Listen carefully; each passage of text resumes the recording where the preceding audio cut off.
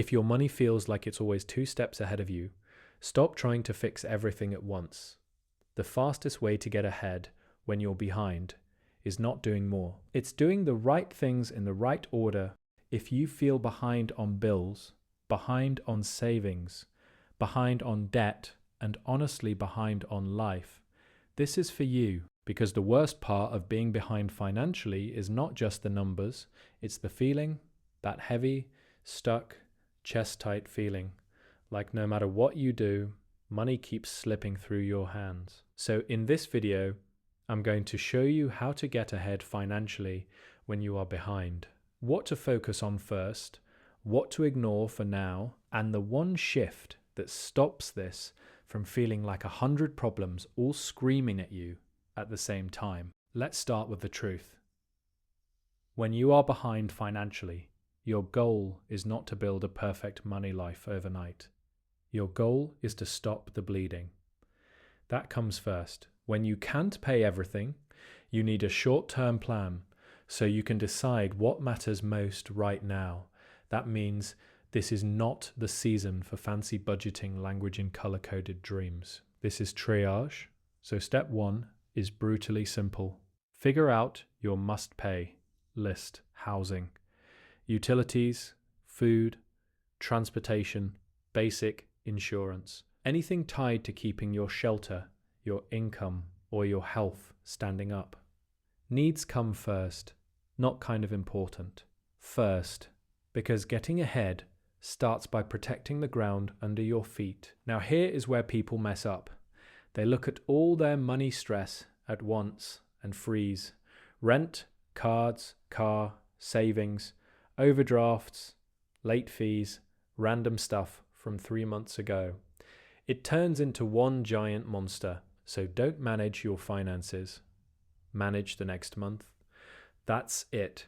1 month. What has to be paid to keep your life working? What can wait a little? What can be cut right now? Make a short-term plan so you can get through the month instead of drowning in everything at once. Next, cut spending that is keeping you broke but pretending to be harmless.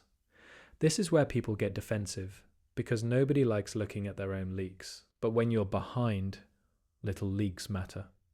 Subscriptions you barely use, food delivery that quietly eats your week, small auto-renew charges that sneak around like raccoons in the night. Random, I deserve this spending that turns into why is my account at $12?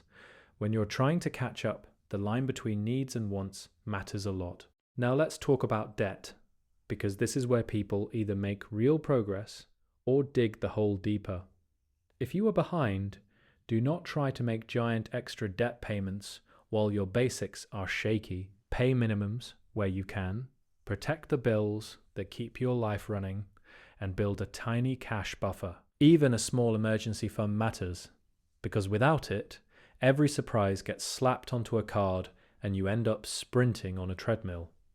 And yes, I know, saving money when you are behind sounds ridiculous, like someone telling you to save water while your boat is on fire. But this is where people get trapped. They say, I'll save later when things are better. Then the tire blows, the kid gets sick, the car battery dies, or the job cuts hours. And now later never comes. That's why even a small buffer matters so much. It buys you breathing room. Here comes the hard part.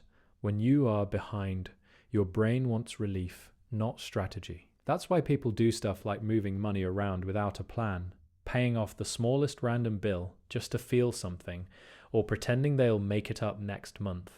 I get it. Money stress makes smart people do weird things, but progress usually looks boring.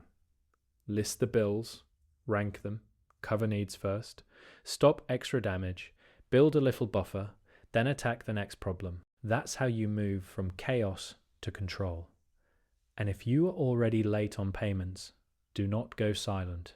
This is huge. If you know you can't meet a payment deadline, contact creditors right away, explain the situation, and ask about hardship options or more affordable payment arrangements. Hiding from the problem does not protect you. Talking early often gives you more options than talking late. This is also the moment to stop trying to look okay. A lot of people stay financially behind because they keep spending to appear not behind. That is a brutal game. New clothes when old ones are fine. Fancy weekends when the checking account is gasping for air. Upgrading things that do not need upgrading. Being behind financially gets worse when pride is driving. Sometimes getting ahead looks like saying no a lot, staying home more, and letting your life be a little boring while you rebuild it. Not forever. Just for now. Now let's get to income, because cutting expenses helps, but income is what creates space. If you are behind, ask one simple question. What is the fastest, honest way to increase cash flow in the next 30 days? More hours? Selling unused stuff? A temporary side gig? A better paying shift? Help you qualify for, but haven't claimed yet? Do not assume the only answer is work harder. Sometimes the answer is claim what is already available to you. Here's the challenge though. Most people think getting ahead financially means finally feeling caught up. But that feeling comes late. Progress usually shows up first in smaller ways. You stop overdrafting. You stop missing utility payments. You get 1 week ahead on groceries. You put a little money aside and don't touch it. You make a plan before the month starts instead of apologizing to yourself halfway through it. It doesn't look dramatic, but that is what getting ahead actually starts like. And here is the key moment. Getting ahead financially when you are behind is not about becoming rich. It is about becoming harder to knock over. That is the shift. You are not building a perfect life in one swing. You are building stability, a little cash, fewer fires, less panic, more control. Then you repeat that long enough that your money stops happening to you and starts working for you. So if you want the simple path, here it is. First, make a 1-month survival plan. Second, protect housing, utilities, food, transportation, and income. Third, cut wants that are draining you. Fourth, pay minimums and stop extra damage. Fifth, build a small emergency buffer, even if it starts tiny. Sixth, call creditors early if you're behind. Seventh, find the fastest, honest way to increase income. Then repeat until your life has margin again. Because the truth is, being behind financially does not mean you are bad with money forever. It means your system is overloaded right now.